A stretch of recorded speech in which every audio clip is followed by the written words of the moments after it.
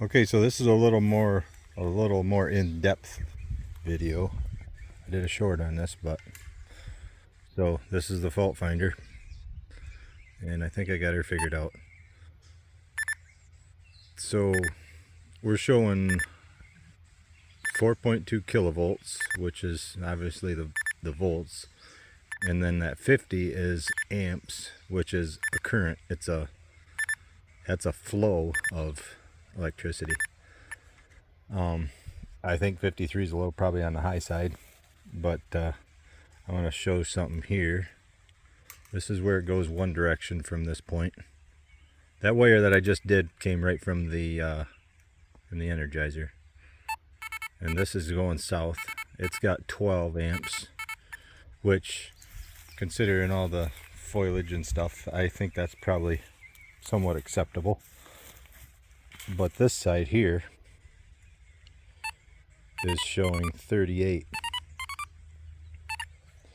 Okay, so obviously there's there's more fence. I mean, we're talking, well, no, actually there is more fence going to the south, but I haven't really trimmed it up yet. I got the fence up and kind of left it, and I'd get done kind of late at night and say, you know what, I'm just gonna go home. Getting tired of getting bit up by mosquitoes, and I just want to get out of here. So yeah, so it's not really trimmed good, and I'll probably do that sometime soon. But there's also something else I want to show you in a little bit, another clip here. But yeah, as far as the so some electrical engineer might correct me on this, but in a redneck way of doing it, or country boy explanation, amps is flow of electricity, which would be, and then volts would be the level of the electricity. So if you put that in perspective of water,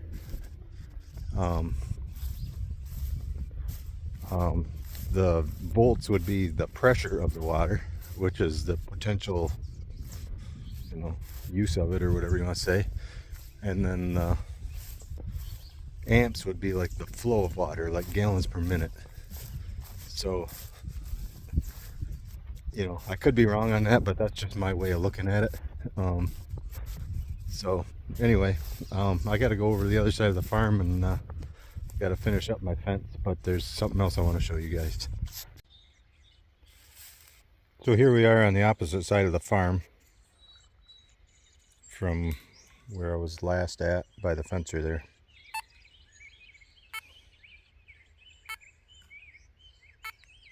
That's like showing nothing. It's weird. It should.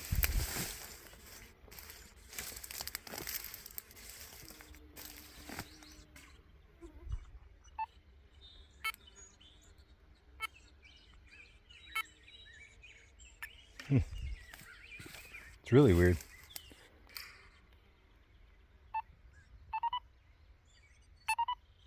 It's showing 24. Oh.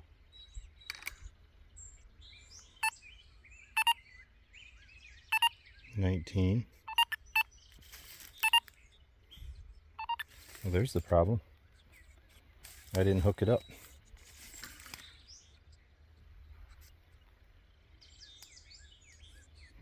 I didn't hook it up there or there. Way to go, Eric. Let's check it out on one of these runs that are hooked up. 1, 0. It's so weird.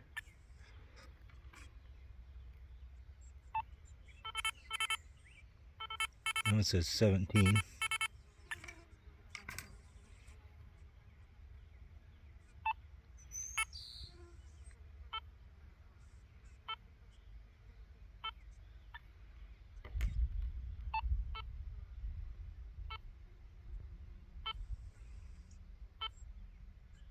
showing like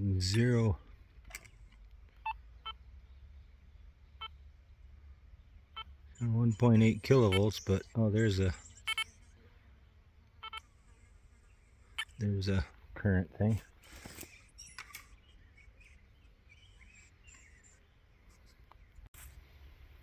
Well, I checked the fence a second time, and I did actually have everything hooked up right, but it just it was a little confusing. I was looking at other things, I guess. So I came down the fence a ways, and yeah, this is showing 1.8 kilovolts and 0 amps. That's on the top run. And this is 1.8 kilovolts, 0 amps. So there's potentially power there, but it's not being used by anything. And this is 1.9, 1.8, 1.9, and 0 amps.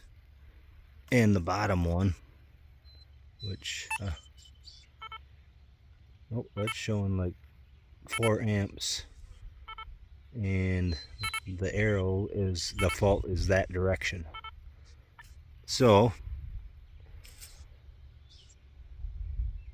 looking that direction, I wonder if that tree laying across it has anything to do with it.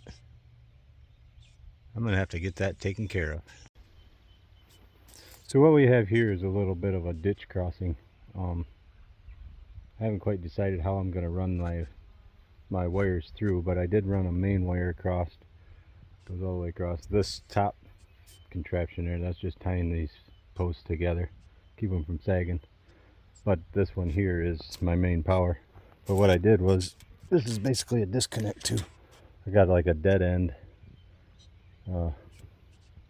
there, and then that's the end that goes down to my fence where the tree's laying across. So what I did in a sense is just I just shut off the fence without having to walk all the way over to the fencer.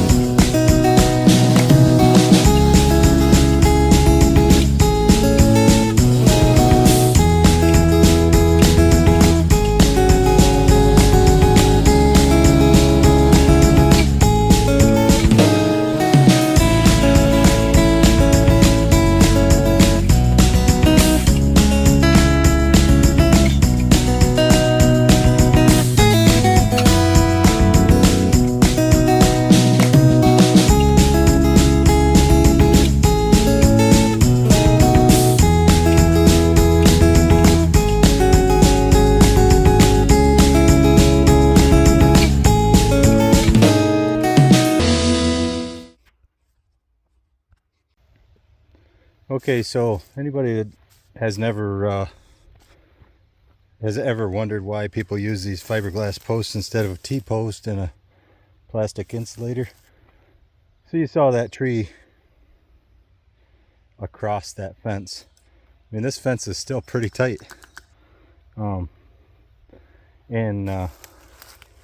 So this is basically what a yellow insulator would be on a T-post. And it stretched that cotter pin out a little bit, and that's it. It's back to normal. So that's a good thing.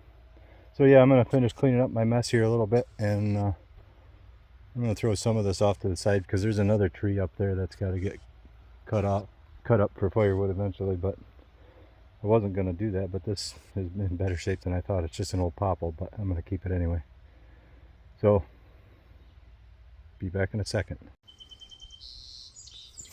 Well, now I'm going to turn my fence back on. Okay, fence is back on. Now just, okay, let's check it here.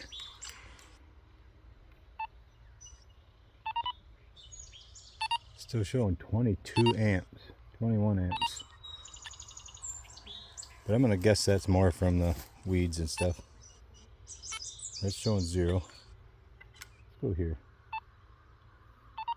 Yeah, that's showing 22. 1.9 kilovolts. 2 kilovolts.